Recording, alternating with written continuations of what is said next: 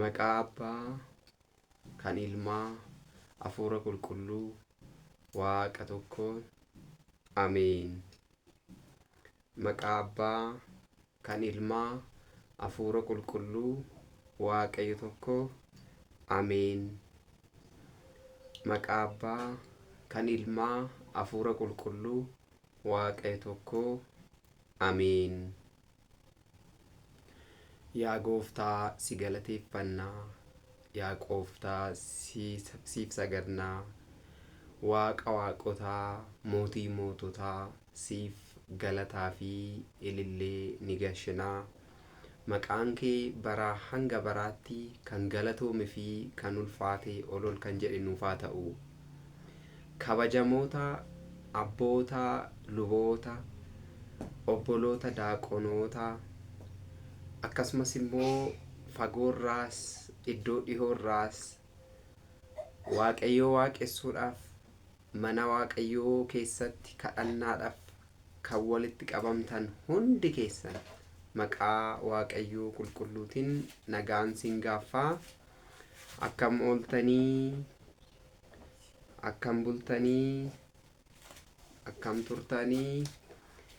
Galateeffamuun amal uumaa isaa kan ta'e Waaqayyoon abbaan keenya maqaan isaa baraa hanga baraatti kan kabajame, kan galatoome, ol kan jedhe nuuf haa ta'u.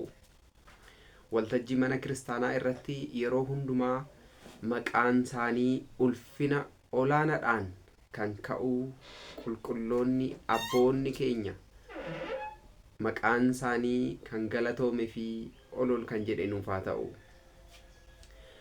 Araarsummaa haadha keenya qulqulleettii giiftii Dubroo Maariyaam, kan wareegamootaa, kan duuka bu'ootaa, kanneen biroos nu wal faana akka ta'u eeyyama isaa nuuf haa ta'u.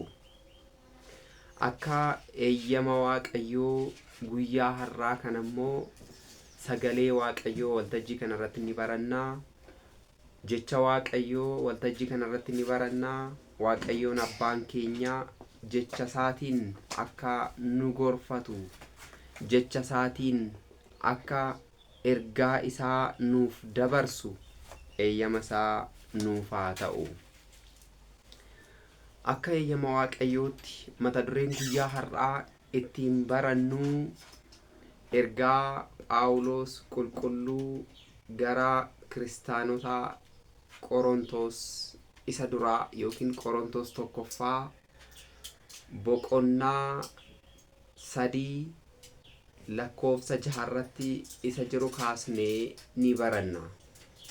Mata dureen ittiin barannu yookiin ergaa Qorontos yommuu dubbisnu isa akkas jedhu arganna.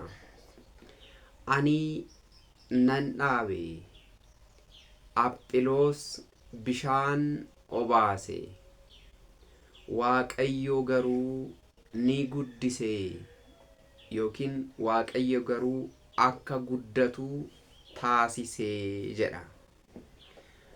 Sababa jecha kanaatiif maqaan Waaqayyo abbaa keenyaa kan galatoome fi kan ulfaate nuuf haa ta'u. Phaawulos qulqulluun kiristaanota Qorontos turaniif, kiristaanota Qorontos keessa jiraniif yommuu barsiisuu maalidha kan jedhe, ani nan dhaabee, Aphiloos immoo bishaan obaasee, Waaqayyoon garuu ni guddisee jedhe dubbate. Qorontos tokkoffaa boqonnaa 3 lakkoofsa 6 irratti kan dubbisnudha. Jechi kuni sababa jecha kanaatiin Waaqayyoon maqaan isaa baraa hanga baraatti kan galatoome nuuf haa ta'u. Kaayyoon barumsa kanaa kan guddisu Waaqayyoo ta'uu, gaheen namootaa jiraachuu, gaheen namootaa garuu hojjechuu, tajaajiluu akka ta'e, jijjiirramni immoo kan Waaqayyoo ta'uu ittiin hubanna jechuudha. Ulfinnii fi galatni Waaqayyo uumaa keenyaaf haa ta'u. Egaan yeroo hundumaa mana waaqayyoo keessatti wanti nuti hubachuu qabnu ebeluu naaf wayyaa ebeluurra ni caalaa jechuun sirrii akka hin taanellee kanarraa hubachuun ni danda'ama. Phaawulos Qorontositti dhaqee utuu hin barsiisin uummanni Qorontos amal tokko qabu. Amalli uummanni Qorontos qaban kuni maal fakkaata? Qorontos magaalaa falaasamaa fi falaasamootatu ture. Falaasotaatu turte. Falaasamni iddoo guddaa qaba ture. Warra falaasamaan iddoo guddaa iddoo gahaa geenyerra jedhan keessaa uummanni Qorontos tokko turan jechuudha. Egaa iddoo kana dhaqeeti Phaawulos qulqulluun uummata kana kan barsiise yeroo jalqabaatiif yeroo duraatiif sagalee waaqayyoo isaan barsiise, jecha waaqayyoo isaan barsiise. Sana booda waa'ee kiristaanummaa, waa'ee gooftaa keenya fayyisaa keenya Iyyasuus Kiristoos dhaqeeti isaan barsiise. Eenyuun? Phaawulos jechuudha. Sana booda ergi isaan barsiise, ergi laphee isaanii keessa kiristaanummaa ol kaa'een booda lammaffaa irratti ka'a. Tajaajilaan wal jijjiiraa, tajaajilaan wal harkaa fuudhaa, tajaajilli wal harkaa fuudhamaa. Bakka Phaawulos, iddoo Phaawulos immoo Aphiloos bakka bu'ee jira jechuudha.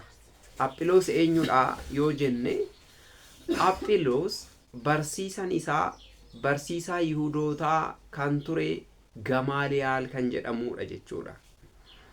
Akkasumas immoo Aphiloos beekaa kitaabota kakuu moofaa akka turelleen qo'annaan kitaaba qulqulluu nu hubachiisa jechuudha. Kanaafuu Aphiloos bakka Phaawulos bu'ee warra Qorontos kunuunsuu jalqabe jechuudha. Kunuunsa barbaachisaa ta'e isaaniif taasisuu jalqabee jechuudha. Egaan namni yeroo hundumaa bakka bu'eeti wal harkaa fuudheti kan tajaajilu jechuudha. Tajaajila sanitti lubbuu kan horu, tajaajila sana immoo kan ol kaasu, kan guddisu. Tajaajilli Phaawulos, gaheen Phaawulos laphee namootaa keessa sagalee waaqayyoo bushuu, kiristaanummaa laphee namoota Qorontos keessa jiran keessa galchuu, achitti dhaabuu ture. Aphiloos immoo isa Phaawulos dhaabe sanaa, isa Phaawulos barsiise sanaa akka lubbuu horatu, uummanni suni akka jajjabaatan kunuunsuu ture. Kana raawwate jechaadha. Waa hunda keessatti wanti hubachuu qabnu garuu kan guddisu eenyudha yoo jenne, kan guddisu, gaheen guddisuu kan waaqayyooti jechuudha. Gaheen jijjiiruu kan waaqayyooti. Namni amma humna isaatu hojjeta, waaqayyoon immoo hojii waaqummaa isaa ni hojjeta jechuudha. Galanni ulfinni waaqayyoo keenyaaf samiirraa haga lafaatti haa ta'u. Egaan namni yeroo hundumaa ni yaala, ni carraaqa. Kan jijjiiru garuu waaqayyoodha jechuudha. Namni tarii yeroo tokko tokko gowwummaadhaan, wallaalummaadhaan akkasumaan dubbata, akkasumaan odeessa. Garuu jijjiiramni kan eenyuti? Kan waaqayyooti jechuudha. Hojiin nama jijjiiru, hojiin guddisuu, hojiin waa hunda keessatti milkeessuudha gahee waaqayyooti jechaadha. Egaan hojiin nuti irratti bobbaane hundas kan guddisu eenyudha? Waaqayyoodha. Hojii kamirrattuyyuu nuti bobba'uu dandeenya. Hojii nuti irratti bobbaanu hunda kan milkeessu garuu waaqayyoodha jechuudha. Egaa Phaawulos kiristaanota warra Qorontos laphee isaanii keessatti biqiltuu wangeelaa ni dhaabe. Hubadhaa. Biqiltuu amantaa ni dhaabe. Eenyuun? Phaawulos. Laphee uummata Qorontos keessatti dhaabe. Hubadhaa. Waa'ee waaqayyoo, jaalala waaqayyoo, jaalala Kiristoos, jaalala kiristaanummaa laphee isaanii keessa ni dhaabe. Bakka Phaawulos kan bu'e duuka bu'aa Phaawulos gargaaraa Phaawulos kan ture Aphiloosi immoo isa dhaabbate sana kunuunsee jechuudha wadhaa. Isa dhaabbate sana kunuunsee in jajjabeesse. Waaqayyoon immoo maalidha kan taasise? Ni guddise hubadhaa. Waaqayyoon immoo akka guddatu taasise. Galannii fi ulfinni Waaqayyo uumaa keenyaaf haa ta'u. Egaan guddinni wanti nuti hubachuu qabnu, guddinni maalirraa ka'a? Dhalachuurraa jalqaba. Ka'umsi guddinaa dhalachuudha jechuudha. Hubadhaa kiristaanota. Egaan dursa ni dhalannaa jechuudha. Dhalootumti kun immoo gama lamaan ibsamuu danda'a. Gama meeqan? Gama lamaan ibsamuu danda'a jechaadha. Inni duraa haadha fi abbaa keenyarraa fooniin dhalanna. Dhaloonni inni duraa jechuudha. Haadha fi abbaa keenyarraa ni dhalanna. Dhaloonni akkasii kun maal jedhama? Dhaloota foonii jedhama. Hubadhaa. Yookiin fooniin dhalachuu jedhama. Egaan booda immoo ergi fooniin dhalannee booda bishaanii fi hafuura qulqulluu irraa. Hubadhaa. Gudeeda hafuura qulqulluu fi gadameessa Yordaanos keessaa. Hubadhaa. Achi keessaa gargaarsa hafuura qulqulluutiin lammata dhalachuudhaan ilmummaa eenyu arganna? Ilmummaa Waaqayyoo arganna. Dura yeroo dhalannu ilma obbo Abaluu jedhamneet abbaa keenya nutti moggaafamee, abbaan foonii keenya nutti moggaafamee nus isatti moggaafamnee jiraachaa turre jechuudha. Lammata yeroo dhalannu garuu aangoo akkamiiti kan arganne? Aangoo ilmummaa Waaqayyoo arganne jechaadha. Galannii fi ulfinni Waaqayyoodhaaf haa ta'u. Waa'ee lammata dhalachuu kana, waa'ee ilmummaa Waaqayyoo, ilmummaa Sillaasee, mucummaa Sillaasee argachuu kana wangeela qulqulluu Yohaannis boqonnaa 3 lakkoofsa 3 haga 8 yeroo dubbisnu waa'ee lammata dhalachuudha. Gooftaan keenya, fayyisaan keenya Iyesuus Kiristoos isa hayyicha warra Yihudootaa Niqoodimoos barsiise yookiin barumsa Niqoodimoos barsiisanirraa hubachuun ni danda'ama jechaadha. Amma gam lamaaniyyuu erga dhalannee booda, gam lamaaniyyuu kana jechuun fooniinis hafuuranis ergi dhalannee booda, hafuuraan dhalachuu jechuun kun kiristaanummaa fudhachuu, kiristinnaa ka'uu jechuudha. Lamaanuu ni dhalanna hubadhaa. Yemmuu fooniin haadhaaf abbaa keenyarraa dhalannu biyya lafaa irratti lammummaa arganna. Biyya lafaa irratti eenyummaa keenya wanti ibsu nuuf kennama. Eenyummaa keenya wantoota ibsan keessaa inni tokko maqaan nuuf moggaafama. Hubadhaa. Maqaan nuuf moggaafama. Inni lammaffaan lammummaa biyyatti mirga lammii ta'uudhaa iddootti dhalanne sanatti ni arganna jechaadha. Mirga abbaa biyyaa ta'uu ni arganna jechaadha. Ulfinni Waaqayyoodhaaf haa ta'u.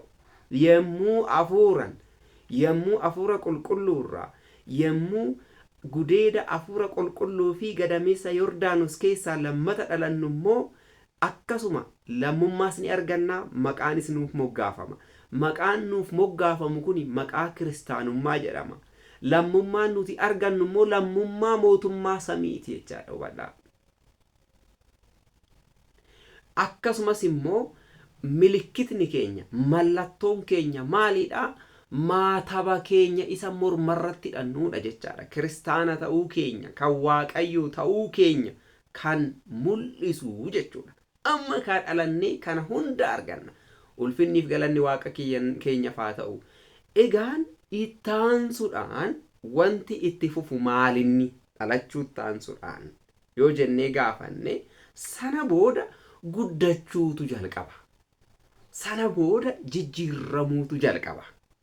Amma waa'ee guddachuu hubanna jechuudha. Lubbu qabeeyyii wantoonni ta'an hundumtuu guddachuudhaan of mul'isu. Guddachuudhaan jiraachuu isaanii mirkaneeffatu. Lubbu qabeeyyii kan ta'an hundumtuu hubadhaa. Guddinni kunis gam lamaan ibsamuu danda'a jechuudha. Barumsi keenya har'aa kan irratti xiyyeeffatu guddachumti kunuyyuu gama meeqanii akkamiinii kan jedhu kaasetti kanaaf deebii nuuf kennaa jechuudha.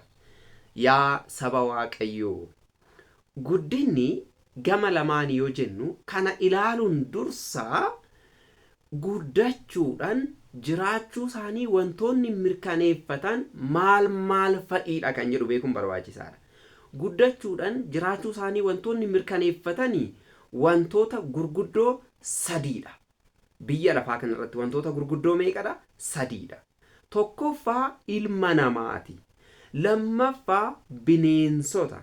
Sadaffaa biqiltoota. Hubadhaa. Isaan amma caqasne sadeen kuni guddachuudhaan jijjiirramuudhaan jiraachuu isaanii mirkaneeffatu. Fakkeenyaaf namni yeroo guddatu irri isaatis ni guddata, keessoon isaatis ni guddata. Hubadhaa. Kanaafuu ilmi namaa gam lamaan guddataa jechuudha. Kana qofa miti. Ilmi namaa yeroo guddatu fooniin ni guddata, akkasumas immoo hafuuranis ni guddata. Kun immoo kennaa addaati ilma namaatiif kan kenname jechuudha. Ilmi namaa fakkaattii Waaqayyoo waan ta'eef, Waaqayyoo kan fakkaatu waan ta'eef jechuudha. Irri isaatis foonsaa jechuudha. Keessi isaatis yookiin immoo jireenyi hafuuraa isaatiinis guddachaa, jabaachaa, dabalaa ittaansaa deema. Hubadhaa. Yeroo hundumaa kennaa akkasii Waaqayyoon nuuf kennee jira.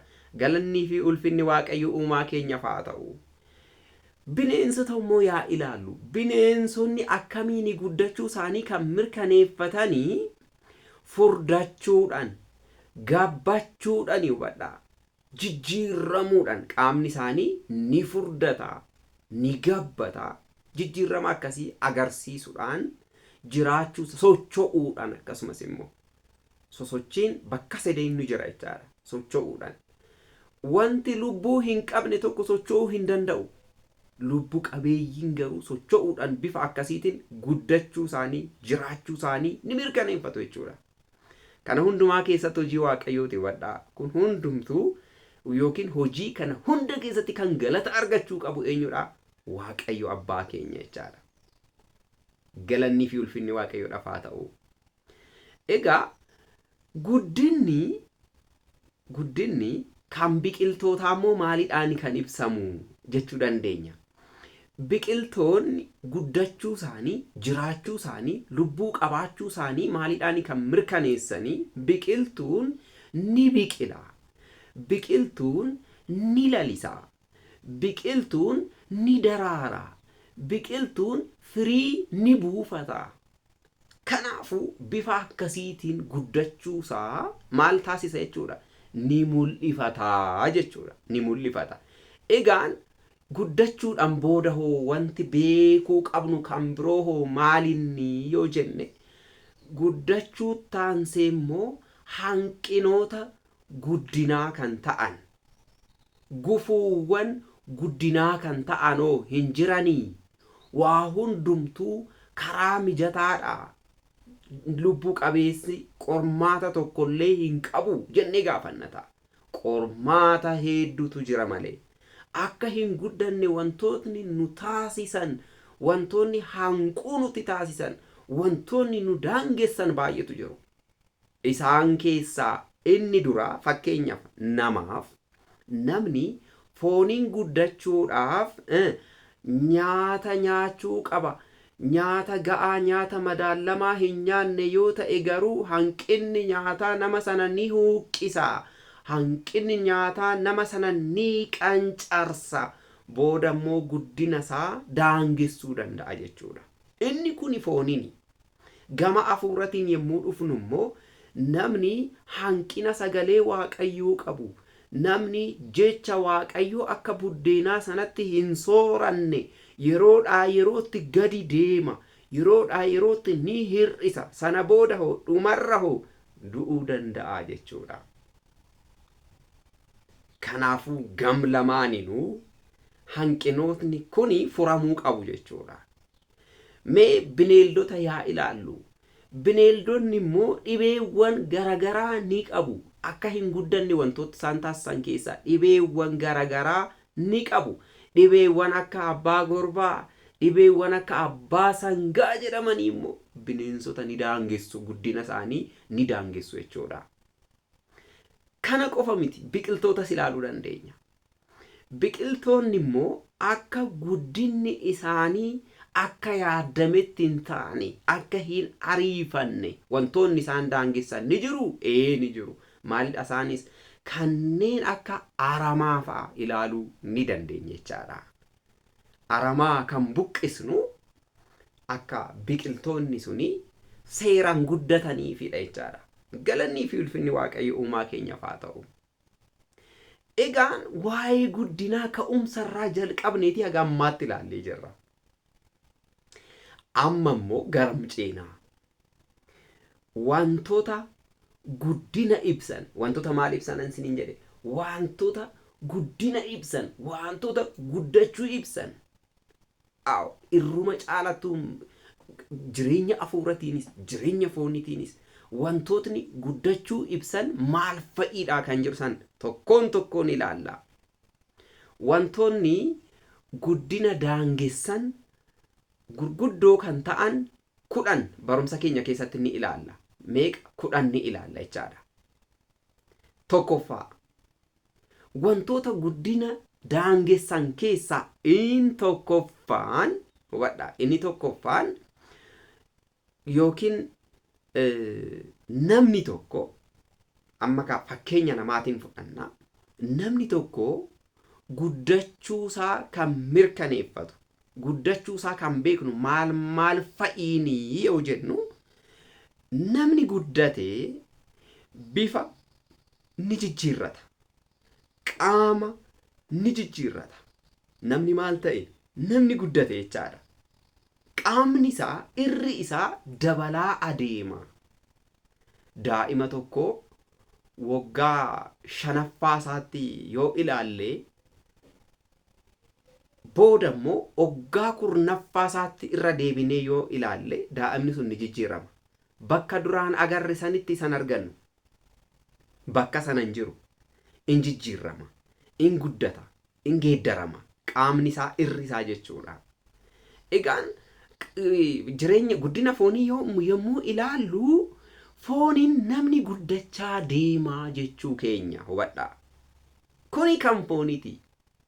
Irra isaati kuni. Gara keessaa immoo yoo ilaallu, namni sammuu isaatiin yaaduudhaan, hubadhaa, akka duraa sanatti miti kan yaadu. Akka yeroo daa'imummaa, akka yeroo mucummaa sanatti hin yaadu. Umriin isaa dabalaa yeroo deemu, yaadanis guddachaa ol ka'aa deema jechuudha hubadhaa. Kana hunda keessatti irruma caalattu kitaabni qulqulluu waa'ee guddina akkasiitiin wal qabsiisee ergaa Phaawulos qulqulluu Roometti ergame boqonnaa 12:2 yommuu dubbisnu, jechi Waaqayyoo maal nuun jedha? Haaromfamuu qalbii yookiin haaromfamuu garaa keessaniitiin jijjiiramaa malee yookiin of jijjiiraa malee addunyaa kanaan waliin fakkaatinaa nuun jedha wadha. Jijjiiramaayi, geeddaramaayi. Eenyuan jijjiiramu? Keessa keenya jechuudha. Afuurummaadhaan bifa akkasiitiin jijjiiramaa guddachaa deema namni jechaadha. Jijjiirama yaadaa qabaachuu, jijjiirama qalbii qabaachuu, jijjiirama garaa fiduun barbaachisaa akka ta'e kanarraa hubanna jechaadha. Yemmuu waa'ee kanaa dubbannu, wanti keessa keenyatti gonfachuu qabnu yoo jiraate maal kan jedhudha? Ilaalcha sammuu keenyatiin jijjiiramuu qabna jechaadha. Ilaalcha firummaadhanii keessaa bahuu qabna. Ilaalcha aantummaadhanii keessaa bahuu qabna. Ilaalcha sabummaadhaan adeemsamu keessaa bahuu qabna. Ilaalcha gooxummaadhaan socho'amu keessaa bahuu qabna. Ilaalcha ollummaadhaan adeemsamu keessaa bahuu qabna. Ilaalcha gandummaadhaan socho'u keessaa fagaachuu yookiin keessaa bahuu qabna. Ilaalcha sanyummaa kan caalu qabaachuu qabna hubadhaa. Ilaalcha maali? Ilaalcha sanyummaa wantoota biyya lafaarratti hafan kanarraa ol kan ta'e guddachuu jijjiiramuu qabna jechuudha. Isa kana baranna hubadhaa. Nama gaarii ta'uu jechuudha. Nama jijjiirame ta'uu, waaqafis lafaafis kan tolu ta'uu qabna jechaadha. Waaqayyoon ulfinna isaaf haa ta'u. Asirratti waan tokko isinitti himuun barbaada. Hattoota lamatu ture. Jarri lamaanuu ni hatu, jarri lamaanuu ni saamu. Yemmuu saaman yemmuu hatan kana dukkana uffatanii asiif achi socho'uu, qabeenya namaa fudhachuudhaaf, qabeenya namaa hatuudhaaf, qabeenya namaa saamuudhaaf, kana keessa lubbuu nama baay'ee gaaga'aniiru, balleessanii jiru. Hattoota kana kanneen lameen keessaa inni tokko guyyaa tokko karra mana Waaqayyoo bira yemmuu darbu lallabaan mana kiristaanaa hin hatinaayi, hanna dhiisaayi, nama hatu Waaqayyoon hin jaallatu, abboommii seera Waaqayyoo keessatti illee hin hatin kan jedhu ni jira. Kanaafuu warri hattan qalbii jijjiirradhaa, Waaqayyootti deebi'aa jedhee yeroo barsiisu lallabaa sanarraa dhagahee hattuun kun jechuudha. Sana booda maafan hin jijjiiramne jedhe lapheensaa barumsa sanaan waan tuqameef hanna sana dhiise, gaabbii gale, of sassaabe, Waaqayyootti of galche, abbaasaa uumaa isaatti kooluu gale. Ulfinni Waaqayyoodhaaf haa ta'u. Waaqayyoon hundumaa ni jijjiira. Amma namni jijjiirame kuni, namni hanna dhiise suni gaaf tokko utuma karaarra adeemaa jiru, utuma karaarra imalaa jiru, hiriyaasaa isa kaleessaa saniin walitti dhufan yookiin wal argan. Hiriyaan isaa isa kaleessaa suni baay'ee ajaa'ibsiifate. Maaf baddee? Eessa dhaqxee? jedhee gaafate. Yeroo kanatti inuma callise. Ati garuu jijjiiramtee jirta. Ati garuu natti geeddaramtee jirta. Ati garuu akka kaleessaa miti jedheen. Inni ammas hatu sun. Inni dura hataa turee fi qalbii jijjiirrate sun immoo deebii akkamii kenneef seetanu? Eeyyee, anoo jijjiirrameera. In jijjiirramne yoon ta'e maa guddachuu dhaabeera jechuudha jedhe. Eeyyee, namni jijjiirramne bakkuma sana jira jechuudha. Idduma sana jira jechuudha. Kanaafuyyuu jijjiirramni maal akka ta'e nam kanarraallee muuxannoo fudhachuun ni danda'ama jechuudha. Isa kaleessaa sana ni dhiise, jijjiirrama haaraatti gale, Waaqayyo waliin itti fufe jechaadha. Yoo jiraatan akkasitti Waaqayyoon jireenya akkasii hunda keenya faa kennu, nama gaarii ta'uu, nama geeddarame ta'uu. Lammaffaan taaceenu. Inni lammaffaan immoo namni guddatee of danda'ee dhaabbata. Jecha kana sirriitti caqasaa. Namni guddate of danda'ee dhaabbata. Daa'ima xiqqishuun of danda'ee dhaabbachuu, of dandeessee dhaabbachuu hin dandeessu. Ingitiin tirti, kufuu fa'a dandeessi. Kan ishee utubuu barbaaddi. Kanaafiyyuu maatiitu utuba, maatiitu jajjabeessa. Harka qabanii bakka geessuu qaban geessu. Iddoo irraa fudhachuu qaban irraa ni fudhatu. Daa'imni suni kan utubuu barbaaddi jechuudha. Waan hin guddanneef. Namni guddate of danda'ee dhaabata jedha hubadhaa. Of danda'ee dhaabbata. Galanni fi ulfinni Waaqayyoodhaaf haa ta'u. Nutis yemmuu jireenya hafuuratiin guddannu hin gitintirru. Yemmuu jireenya hafuuratiin guddannu of jijjiiruu jalqabna. Of fooyyessuu jalqabna. Bu'a qabeessa ta'uu jalqabna. Dandeettii fi gahumsa nama qabu taana hubadhaa. Sirriitti qalbeeffadhaa. Sagalee Waaqayyoo isa nutti himamu. Yemmuu guddannu inni kun kan nuuf ta'u. Yemmuu jijjiirramnu kan kana argannu. Kanaafuu akkuma kitaaba qulqulluuttis ergaan nuuf kennamu guddachuu, jijjiirramu akka dandeenyudha jechaadha. guddinni keenya immoo waan hundaan mul'achuu qaba. Waan hundaan. Phaawulos qulqulluunis maal jedheeti kan gorsaa ture? Guddinni kee waan hunda keessatti akka mul'atuuf kana yaadii. Baay'ee caqasaa wadhaa. Caqasa kana baay'ee nama gammachiisa. Qalbii nama fudhata. Guddinni kee waan hunda keessatti akka mul'atuuf kana yaadii. Kana hin irraanfatinii. Hubadhaa. Akka namni guddina kee beekutti jechuudha wadhaa. Namni hundi guddachuu kee akka beekutti guddadhu. Sana booda hoo ofii keetii fi warra si dhagahan hundas ni fayyistaa jedhee hubadhaa. Yommuu guddachaa deemnu of qofa miti kan fayyisnu warra nu dhagahan illeen. Phaawulos qulqulluun jecha kana gorsa kana kan kenne ilma isaa isa hafuuraan dhalche Xiimotewosiif ture jechaadha. Xiimotewos tokkoffaa boqonnaa 4 lakkoofsa 15 irratti jecha dubbisnuu fi jecha nama jajjabeessu. Jecha guddachuun keenya maaliin mul'achuu akka qabu namatti himuudha jechaadha. Akka guddannu Waaqayyoon nu gargaaru. Sadaffaa namni guddate waan isaaf raawwatame deebisee raawwata. Jecha kana irratti qalbeeffadha. Waan isaaf raawwatame kaleessa. Waan isaaf taasifame inni immoo deebi'ee har'as ni taasisa jechaadha. Galannii fi ulfinni Waaqayyo abbaa keenyaaf haa ta'u. Maal jechuudha waan isaaf taasifame jechuun kuni? Yemmuu jennee gaafannu daa'imni tokko xiqqoo yeroo ta'ee jiru ni baatama. Qomarratti baannee deemna. Dugdarratti baannee deemna. Gargaarsa warraa barbaada. Wanti inni isaaf taasifamu kun kunuunsa barbaada. Nyaachisuu, obaasuu, mana barumsaa geessuu, gargaarsa barbaachisaa ta'e taasisuuf waan baay'ee jechaadha. Daa'ima tokkoof kan barbaachisu. Wanti isaaf taasisamu waan baay'eedha daa'ima sanaaf amma guddatee of danda'utti. Amma daa'imni suni wanta isaaf taasisamu sana hundumaa qalbeeffata. Keessa isaa ol keewwata.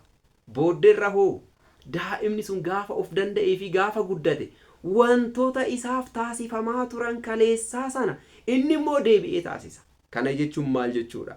Daa'imni waggaa 10 yookiin daa'imni hangafti qotusuu isa waggaa 5 ni baata. Maaliidhaaf kan baatu kuni? Waan isaaf taasifame sana har'a inni immoo taasisaa jira jechaadha. Daa'imni hangafti eenyu baata? Eenyu kunuunsa? Daa'ima qotusuu kunuunsa. Isaaf kunuunsi sun taasifamaafii ture. Har'a immoo inni dabaree isaatiin ni kunuunsa jechuudha. Egaan imaanaan warra darbanii isarra jiraachuusaa hin irraanfatu, hin dagatu. Inni immoo irra deddeebi'ee isa sana raawwata. Imaanaan haadhaa fi abbaa hin irraanfatu.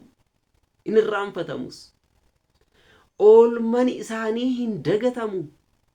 Oolman isaan nurraa qaban nu guddisuudhaaf, nama nu taasisuudhaaf, bu'aa bahiin isaan bahan suni, rakkinni isaan fudhatan suni, eenyu nama taasisuudhaaf, nu nama taasisuudhaaf, nu qixa namaa nu dhaabuudhaaf, akka nuti jijjiirramnuufiif gatiin isaan kaffalan suni hin dagatamu. Ilmoon qalbii gaarii qabu, ilmoon ilaalcha gaarii qabu, waan warri isaaf taasisa sana inni immoo deebiseet maal taasisa? Warra isaaf gadi jiraniif taasisa jechaadha. Egaa kuni waan nuuf taasifame sana deebinee taasisu jechuudha. Haadhaaf abbaa qofa miti. Imaanaan uummataarree nurra jira wadhaa. Imaanaan eenyudha? Kan uummataa. Imaanaan mana kiristaanaa nurra jira. Kana dagachuu hin qabnu. Imaanaan Kiristoos nurra jira hunda keenyarra jechaadha. Nuuf jecha wanti inni ta'e sun imaanadha. Imaanaan mana kiristaanaa nurra jira. Manni kiristaanaa akkamitti akka nu guddiste, nu guddisuudhaaf maal akka taate qormaata bu'aa ba'ii akkamii keessa akka dabarte maqaa ishee malee maqaa akkamiin akka argatte kana yaadachuun ilmoorraa eegama, mucaarraa eegama jechuudha. Kanaafiyyuu kana yoo yaadanne nummoo imaanaa sana ni kaffalla jechuudha. Imaanaa sana ni deebisna. Waan nuuf taasifamaa ture sana nuti immoo har'a ni taasisna. Egaa kitaabni qulqulluu maal jedha seetan? Wangeela qulqulluu Maatewos boqonnaa 7:12 irratti waan namoonni akka isiniif godhan barbaadan jedha hubadhaa. Hundumaa waan namoonni akka isiniif godhan barbaadan hundumaa isinis akkasuma isaaniif godhaafi jedha hubadhaa. Isaaniif godhaafi. Dhugumaa namootni waan san nuuf raawwatanii jiru, nus immoo namootaaf raawwachuu qabna jechaadha. Fudhatanii kennuu yookiin kennuu fudhachuu akkasii miti. Kuni imaanaa baraan hin daangeffamnedha jechuudha. Waan nuuf ta'e sana yaadachuu, waan keessa dabarre sana yaadachuu. Namni waan keessa darbe irraanfatu tokko waan borutti dhufus hin yaadatu. Waaqayyoon qalbii akkasii akka nuuf kennu eeyyama isaa qulqulluu nuuf haa ta'u. Arfaffaa, namni guddate yeroo hundumaa yaadachiisa hin barbaadu.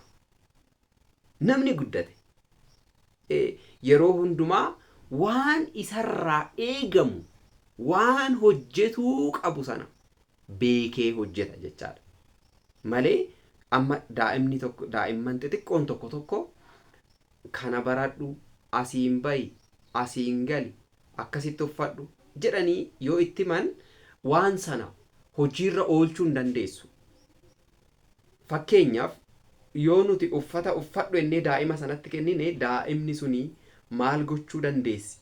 Fuuldura kan ooluu qabu duubarra yookiin booddeerra, kan booddeerra ooluu qabu immoo fuuldurarra gootee uffachuu dandeechi. Eenyu kan sirreessu harmeedha. Eenyu kan sirreessu haadha.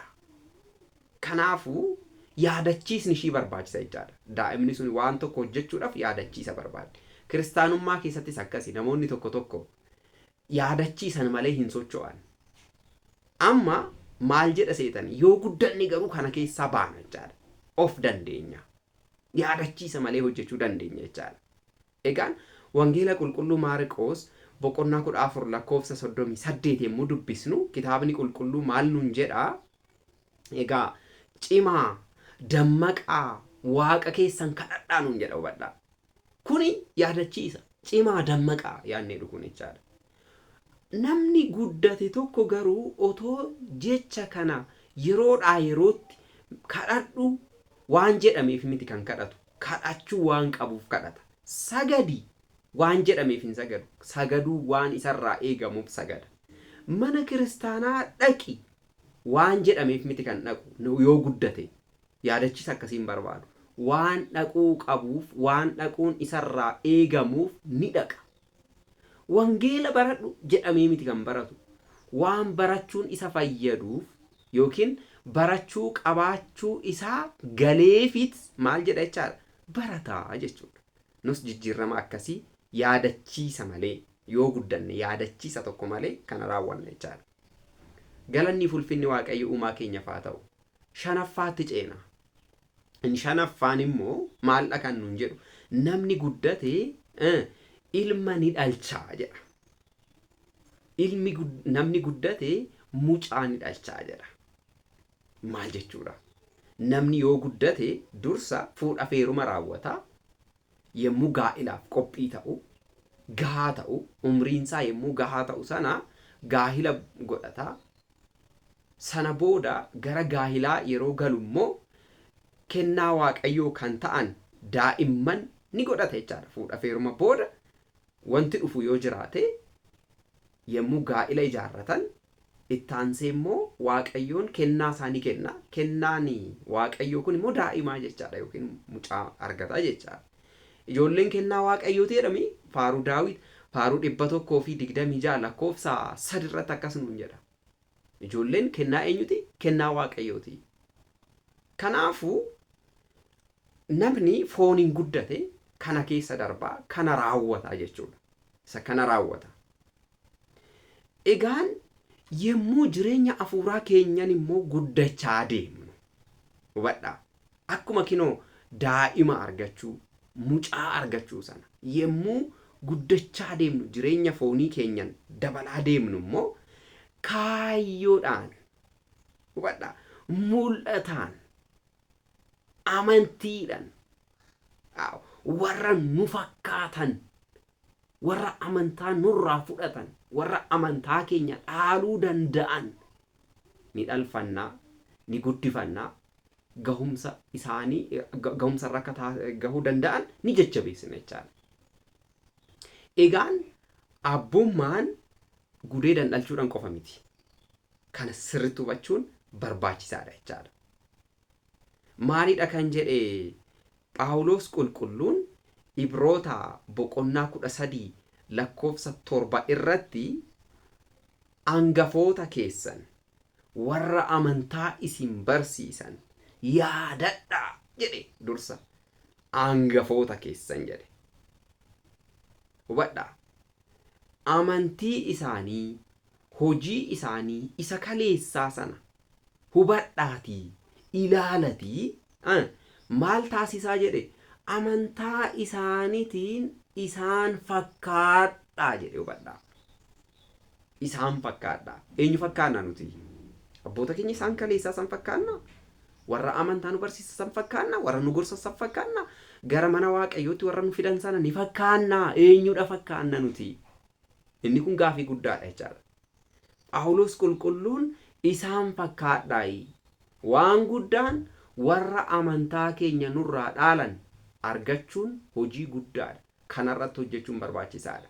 Warra amantaa keenya nurraa fudhatan, warra amantaa keenya itti fufsiisuu danda'an, warri nuti kaleessa barsiisnee har'a immoo yemmuu isaan akkuma kinoo qotee bulaan tokko lafa qotee sanyii facaasee sanyiin sun yeroo biqilu ilaaluuf milkaa'ina isaa ilaaluudhaaf gahe sanatti nuti kiristaanummaadhaan warri barsiisnee gahumsarra geechisne yeroo isaan biqilan yeroo isaan bu'aa buufatan yeroo isaan firii buufatan arguun carraa guddaadha. Kanaan waaqayyo nu haa ga'u. Egaan warri nuti gorsinee jijjiirree mooraa waaqayyo keessan geenye yemmuu caalatti hojjetan arguu caalaa milkaa'inni hin jiru. Milkaa'ina akkasii waaqayyoon siniif haa kennu. Jahaffaa taaceen. Jahaffaa namni guddate ni guddisa.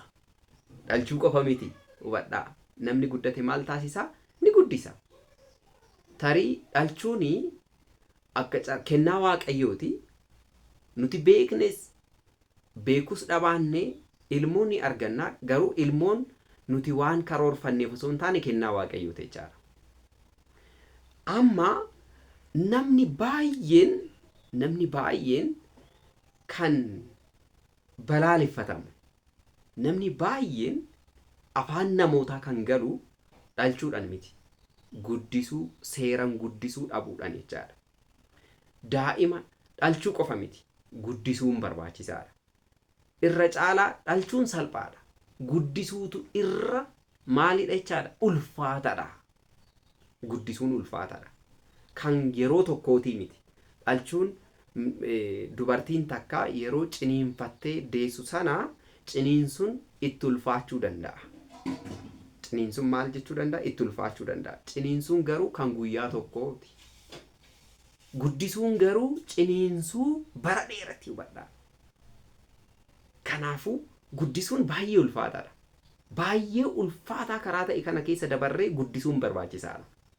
Gatii akkasii kaffaluun barbaachisaadha jechaadha. Akkuma ijoollee keenya fooniin guddisuudhaaf bu'aa ba'ii hedduu keessa dabarru sana jireenya afuuratiinis guddisuun barbaachisaadha. Namoota barsiisnee gara mana kiristaanaa fuunee dhufne sana irra deddeebinee maalti tanqatee maalti isaan barbaachisaa maal taasisuuf hin qabaa maaltu narraa eeggamaa kan jedhu aangoo abbummaa keenyaa bahuun barbaachisaadha. Akkasuma dhufee taa'ee bahee kan deemu eessa akka deemu kan nuti hin beekne eessa akka dhufu kan nuti hin beekne ta'uun hin eeggamu jechaadha. Maalidha kan nurraa eeggamu? Kunuunsuu, guddisuu, gahee abbummaa bahuu, gahee haadhummaa bahuu kana kan barbaachisu jechaadha. Kanaafuu ijoolleen yommuu guddatan nus galata arganna jechaadha. Of fakkeessinee guddisuu, cimsinee guddisuu. Gama amantaatiinis yoo fudhanne amantiidhaa fi ogummaadhaan akkasumas immoo kan jaalatamu taasisnee guddisuu qabna jechaadha. Amantii kan jaalatu ogummaadhaanis maalidha kan nuun jedhu kitaabni qulqulluu wangeela qulqulluu Luqaas boqonnaa 2:52 yommuu dubbisnu akkas jedha. Iyyesuus ogummaadhaan dheerinaa fi ayyaanan yookiin suurraadhaan fuula Waaqayyoo fi fuula namaa duratti guddachaa ture nuun jedha wadha. Namaa fi Waaqayyo fuulduratti. Egaa guddinni ogummaadhaan ta'uu qaba. Guddinni suurraadhaan ta'uu qaba. Ayyaanan ta'uu qaba. Kanaan ala yoo ta'e guddinni homaa faayidaa hin qabu. Foon tuulamaa ta'a jechuudha kanaan ala yoo ta'e. Guddinni Waaqayyoo fi namoota fuulduratti ta'uu qaba. Kana jechuun maal jechuudha? Akka namaattis guddachuu, akka hafuurattis guddachuu dabalaa deemuun barbaachisaadha. Gar tokkoon qofa guddachuun barbaachisaa miti. Gar lamiin guddachuun barbaachisaadha. Guddina akkasii akka argannu Waaqayyoon nu gargaaru. Torbaffaa namni guddate yookiin namni bilchaataa ta'ee imaanan itti kennama. Maaltu itti kennama? Imaanatu itti kennama. Nama guddatetti imaanan kan kennamu. Imaanan waan guddaadha, waan salphaa miti wadhaa. Fakkeenyaaf maatiin keenya imaanaa nuuf kennu. Imaanan nuuf kennan sun waan salphaa miti. Hafuura keessattis jireenya hafuuraa keessattis imaanan nuuf kennama. Fakkeenyaaf kitaaba fakkeenyaa boqonnaa 16 irratti maalidha kan jedhu? Hojii kee Waaqayyootti imaanaa kennii jedha wadhaa. Imaanaa kenni. Yaadni kees siif jabaataa jedha wadhaa. Yoo eenyutti imaanaa kennine Waaqayyootti imaanaa kennine yaadni keenya illee nuuf jabaata. Nuuf cimaa deema. Kana qofa miti. Wangeela lallabuuf imaanaa naaf kennamee jedhe Phaawulos qulqulluun Galaatiyaa boqonnaa 2:7 irratti jechaadha. Imaanan maal ta'eedhe? Naaf kenname. Nutis imaanan nuuf kenna. Imaanaa baay'eetu nurra jira. Kana hubachuun barbaachisaadha jechaadha. Imaanaan guddaan nuuf kennamee jira. Yoo nuti sirriitti nuuf galeera ta'e jechaadha. Imaanaan kan kennamu namoota amanamoo ta'aniif jechaadha. Warra barsiisuu danda'aniif. Warra barsiisuu hin dandeenyeef miti. Isaaniif kenni miti kan jedhame. Phaawulos qulqulluun ilma isaa hafuuraan argate wangeelan dhalche sagalee Waaqayyoo jecha Waaqayyootiin dhalche Ximooteyoosiif Ximooteyoos lammaffaa boqonnaa 2:2 irratti immoo dubbisnu warra barsiisuu danda'aniif, warra waan sirraa fuudhan kana bu'aatti buusuu danda'aniif, lubbuu itti horuu danda'aniif kenniidha kan jedhe jechaadha. Nus namoo akkasii akka taane Waaqayyoon nuuf haa eeyyamu. Egaa Ximooteyoos tokkoffaa boqonnaa 6:20 irrattis maal kan jedhu arganna. Yaa Ximooteyoos waan imaanaa sitti kenname jabeessii eegii. Dhageessanii jecha kana. Waan imaanaa sitti kenname jabeessii eegii. Imaanaa eeguun waan guddaadha. Waan salphaa miti. Kan hundi raawwatus miti. Imaanaan kan kennamu nama eeguufi. Imaanaan kan kennamu nama amanamaadhaafi. Imaanaan kan kennamu nama hojiirra oolchuufi. Imaanaan kan kennamu nama kamiitiifi? Nama icitii hunda eeguu danda'uufi. Imaanaan kan kennamu nama itti gaafatamummaa fudhachuu baachuu danda'uufi. Imaanaan kan kennamu dhaloota dhufuuf dabarsuu nama danda'uufi. Hubadhaa. Ceesisuu nama danda'uufi.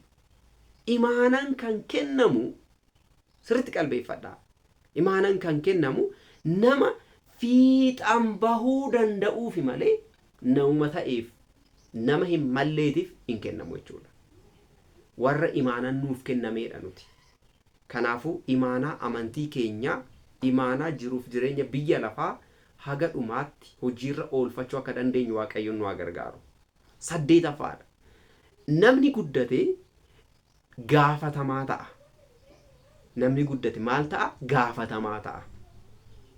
Yoo kana jennu maal jechuudha? Guddatee jira. Fakkeenyaaf fooniin yoo ilaallu namni guddate tokko yakka yoo hojjete itti gaafatama. Yakka isaatiin maatii isaa miti kan gaafatamu. Innumti yakka hojjete sanatti gaafatamaa ta'a jechaadha. Kun ija foonitiin.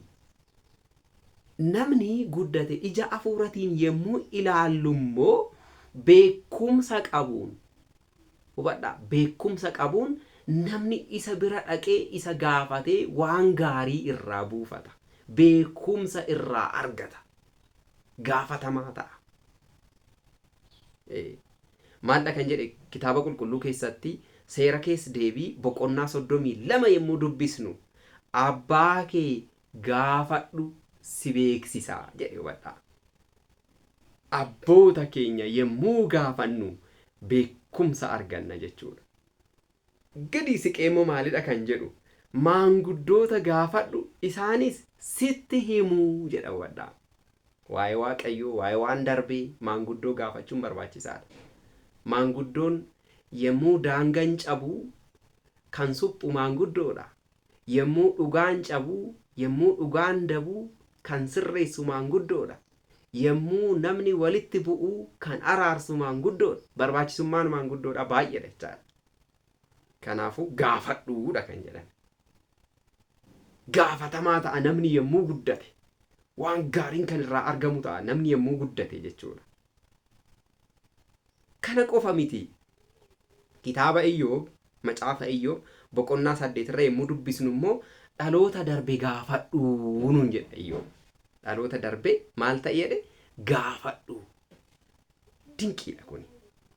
Amma daa'imman waggaa 18 gadi ija ilaalcha foonitiin yommuu ilaallu waggaa 18 gadi yakkallee yoo raawwatan gaafatamaa hin ta'anu. Hin ta'an. Sanaa ol ta'uu qaba yakkaan gaafatamuudhaaf jechaadha. Akka heera fi seera mootummaa biyya keenyatti illee yoo ilaallu jechuudha. Amma ilaalcha amantaatiin akkuma ilaalletti beekumsa amantiitiin hayyuu yoo taane gaafatamaa taana. Beekaa ta'uun barbaachisaadha. Hogganaa ta'uun barbaachisaadha. Geggeessaa amantii yommuu taanu gaafatamaa taana. Namootni baay'een dhufanii nu gaafatu nurraa waan gaarii argatu. Barreessaa amantii yeroo taanu, qorataa amantii yeroo taanu, barsiisaa amantii yeroo taanu, barumsa amantaa yommuu keessa keenyatti baay'ifannu yommuu guddifannu gaafatamaa taana. Deebii ga'aas namootaaf kennuu dandeenya jechaadha. Waaqayyoon abbaan keenya kana hunda keessatti akka nu gargaare eeyyama isaa nuuf haa ta'u. Saglaffaadha. Namni guddate ni murteessa. Daa'imni tokko yommuu xiqqishuu ta'ee jiru murteessuu hin danda'u. Kan murteessuuf maatii isaati. Maal ta'uu akka qabu. Waa'ee ofii isaa murteeffachuu hin danda'u jechuudha. Waa'ee ofii maal ta'uu akka qabu kan beekuuf, kan karoorsuuf maatii isaati. Yoo guddate garuu of danda'a. Kanaafuu inni guddaa ta'eera jechuudha. Mee kitaabni qulqulluu maal jedha waa'ee isa kanaa irratti?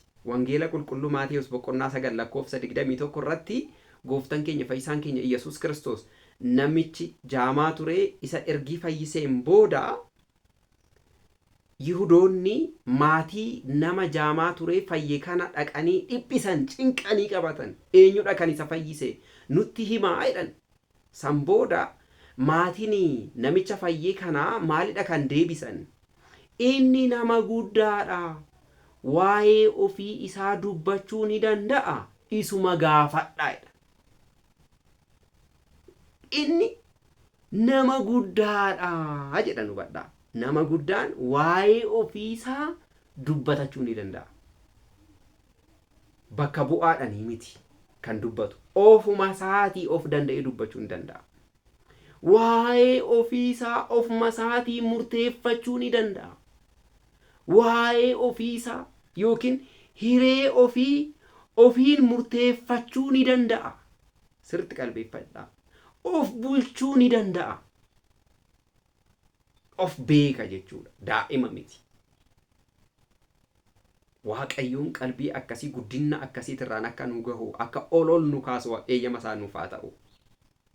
Egaan akka kitaaba qulqulluuttis yommuu ilaallu namni guddate tokko barachuu akka qabu ni beeka.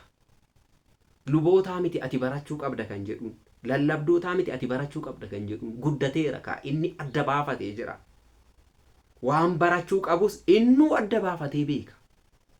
Lubootni naaf haa dubbatan hin jedhu, lallabdoonni naaf haa dubbatan hin jedhu yoo guddate jechuudha. Of danda'ee waa'ee mana kiristaanaa isaatiif ragaa baha. Guddina akkasiitirra akka ga'uu dandeenyu waaqayyoon ga'umsa nuuf haa kennu. Ittaansee kan ilaallu namni guddate kurnaffaa jechuudha. Namni guddate dhaaltuu ta'a. Isa dhumaate inni kun. Namni guddate maal ta'a? Dhaaltuu ta'a. Amma ija foonitiin yommuu ilaallu qabeenya haadhaaf abbaa dhaaluu danda'a namni guddate. Nama guddaa yoo ta'e ga'umsa akkasii qabaannan bakka haadhaaf abbaan hin jirretti qabeenya haadhaaf abbaa dhaaluu danda'a jechuudha. Yommuu haadhaa fi abbaan waaqayyo waliin jiraachuudhaaf waamichi waaqayyoo isaan qaqqabee gara samiitti ol dhaqan, gara waaqa isaanii itti ol dhaqan, gara uumaa isaaniitti yommuu sassaabaman sanatti biyya lafaarratti immoo ilmoon bakka bu'ee qabeenya warraa dhaaleet, amantaa warraa dhaalee, waa hunda warraa dhaaleet itti fufsiisa. Ilmoo akkasii waaqayyoon nuuf haa kennu. Tarii har'aa qabeenya dhaaluudhaaf maatii isaanii ajjeesuuf kan shaakalan baay'eetu jiru. Qalbii akkasii waaqayyoon nurraa fageessu. Egaa waa baay'eetu dhaalama. Qabeenya qofa miti. Waa baay'ee dhaalama. Namni guddatee biyya ofii ni dhaala. Egaan namni guddatee safuullee ni dhaala. Safuun ni dhaalama. Namni guddatee amantaa ni dhaala. Nama amantaa keenya dhaalu waaqayyoon nuuf haa kennu. Waan guddaan immoo milkaa'ina guddaan isa kana. Namni guddate dhumarratti immoo mootummaa waaqayyoo ishee samii ni dhaala. Amma dhaala kamtu caalaa, kamtu nuuf mishaadhaa kan jedhu baruun barbaachisaadha jechaadha. Yaadattu mootota tokkoffaa boqonnaa 20 lakkoofsa 1 irratti namni maqaansaa Naabutee jedhamu Akaabiin wal falmaa yeroo turetti sababa dhaala isaatiin jechuudha. Sababa dhaala isaatiin wal falmaa yeroo turetti Naabuteen gaaffilee 3 hubadhaa deebisee jira kan Akaabisa gaafate jechuudha. Gaaffileen kun maalinni dhaala abboota kee kanaa naaf kenni yoo na jaallatte jedheni ture. Inni garuu inuma callise. Lammaffaarrattoo jijjiirradhaan bakkansiif buusaa naaf kenne jedheen innoo inuma callise. Gatii isaa murii natti mii natti gurguri jedheen. Dhumarra maalidha kan jedhe Naabuteen? Dhaala abboota koo siif hin kennu jedhe. Dhaala abboota koo jedhe malee kan abbaa koo hin jenne. Dhaalli kuni abbootarraa abbootatti. Kana jechuun maal jechuudha? Abaabileen akaakileedhaaf, akaakileen akaakayyuudhaaf, akaakayyuun abbaadhaaf, abbaan ilmaaf bifa akkasiitiin adeemee kan isa bira qaqqabe ture jechaadha. Kuni amanamummaa cimaadha kan mul'isu jechaadha. Dhaala. Dhaaluu qofaa miti. Dhaala saniyyuu akka gaariin bulchuun nama guddaterraa eegama. Namni hin guddanne qabeenyuma dhaale sanayyuu balleessuu, manceessuu danda'a. Mancaasuu danda'a. Kanaafuu nutis dhaaltota ta'uudhaaf illee maal ta'uu qabna? Beekumsa ga'aa qabaachuu qabna jechaadha. Waaqayyoon abbaan keenya beekumsa ga'aa kanuuf kennu eeyyama isaa nuuf haa ta'u. Jiruuf jireenya keenya hunda keessatti jijjiirramnee geeddaramnee waaqayyo gammachiisuu nama danda'u nu haa taasisu. Dhaala abboota keenya baay'ee qabna nus. Akka ijaa amantaatiin yommuu ilaallu haadhi keenya qulqulleettii giiftii dubroo Maariyaam dhaala keenya. Manni kiristaanaa dhaala keenya. Wangeelli dhaala keenya. Jechi waaqayyoo dhaala keenya hubadhaa. Kan baraa hanga baraan waliin jiraatu. Kan yeroo hundumaatti fayyadamu. Dhaala akkasii keessa waaqayyoon nu haa bubbulchu. Umrii nuuf haa dheeressu. Guyyaa nuuf haa kennu waaqayyoon. Amma barumsa keenya yommuu golobnu yookiin barumsa keenya yommuu xumurru amma nuti guddanneerra moo hin guddanne? Qaama keenyatti qalbeeffannee ofii keenya naa deebisnu. Nuti amma yeroo ammaa kanatti si ammaa kana tibba kana guddanneerra moo hin guddanne? Yoo guddanneerra jenne immoo garkamiin guddanne? Garkamiin guddanne? Yoo hin guddanne ta'e immoo maalidha kan taane? Mudoo maaltu nu mudate? Egaa Waaqayyo abbaan keenya guyyaa irraa waa'ee guddinaa nu barsiisee jira. Waan baranne kanaan jiraachuu akka dandeenyu, qalbeeffachuu akka dandeenyu, jiruu fi jireenya keenya hunda keessatti Waaqayyo abbaa keenya galateeffachaa guddinarraa gara guddinaatti, olaantummaarraa gara olaantummaatti akka ceenu, akka tarkaanfannu, gufuuwwan hundumaa Waaqayyo nu duraa akka balleessu yookiin akka barbadeessuu fi nagaan akka nu ceesisu eeyyama isaa nuuf haa ta'u. Foon gooftaa keenya Iyyasuus Kiristoos fudhannee dhiiga isaas dhugnee dhaaltuu mootummaa isaa galateeffattuu maqaa isaa akka taanu Waaqayyo nuuf haa eeyyamu. Waaqayyoof galanni haa ta'u bara baraan. Ameen.